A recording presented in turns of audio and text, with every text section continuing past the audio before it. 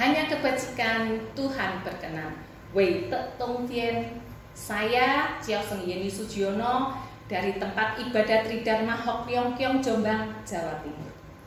Para Tojin yang terkasih, tema yang akan saya bawakan adalah Indonesia Mandiri.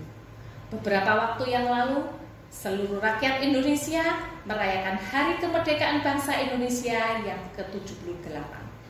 Sebagai anak bangsa, kita wajib menghargai segala pengorbanan yang sudah dilakukan oleh para pahlawan yang telah gugur dalam merebut kemerdekaan dengan mengisinya dengan pembangunan di segala bidang. Jika kita renungi, apa yang sudah kita persembahkan untuk negeri ini? Sumbangsi apa yang telah kita lakukan untuk mewujudkan Indonesia mandiri?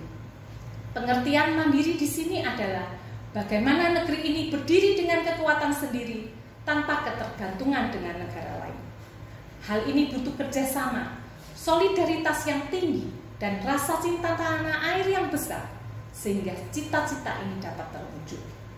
Para Tojin yang terkasih, tadi dikatakan tugas dan tanggung jawab kita bersamalah untuk mewujudkan Indonesia yang mandiri, yang merupakan salah satu tujuan dari gerakan revolusi mental yang digalakkan oleh pemerintah. Di dalam gerakan revolusi mental yang salah satu tujuannya adalah mewujudkan Indonesia mandiri. Artinya, Indonesia mandiri secara ekonomi dan berdaulat secara politik. Dalam mewujudkan Indonesia mandiri, terdapat 3 nilai utama dalam menggerakkannya, yaitu integritas, etos kerja, dan gotong royong oleh semua lapisan bangsa. Integritas menjadi salah satu nilai pembangun kemandirian yang sesuai antara apa yang dikatakan dan apa yang diperbuat, berkata dan berlaku jujur, dapat dipercaya dan berpegang teguh pada prinsip-prinsip kebenaran, moral, dan etika. Seperti yang Nabi sabdakan dalam kitab Lungi 15 ayat ke-18 yang berbunyi, seorang kuncu memegang kebenaran sebagai pokok pendiriannya, kesusilaan sebagai pedoman perbuatannya, mengalah dalam pergaulan dan menyempurnakan diri dengan laku dapat dipercaya. Apapun profesi kita, baik sebagai pribadi, pelajar, pekerja atau karyawan, pengusaha, harus memegang teguh kebenaran, jujur dalam segala hal, berani dalam kebenaran, teguh dalam pendirian, sehingga tidak terombang-ambing oleh keadaan. Malu jika berbuat yang tidak benar, yang keluar dari jalur kesusilaan.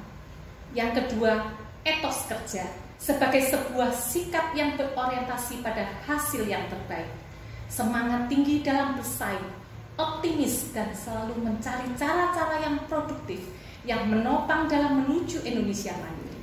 Di dalam kitab Lungi 4 ayat ke-24 tertulis, seorang kuncu lambat bicara tetapi tangkas bekerja.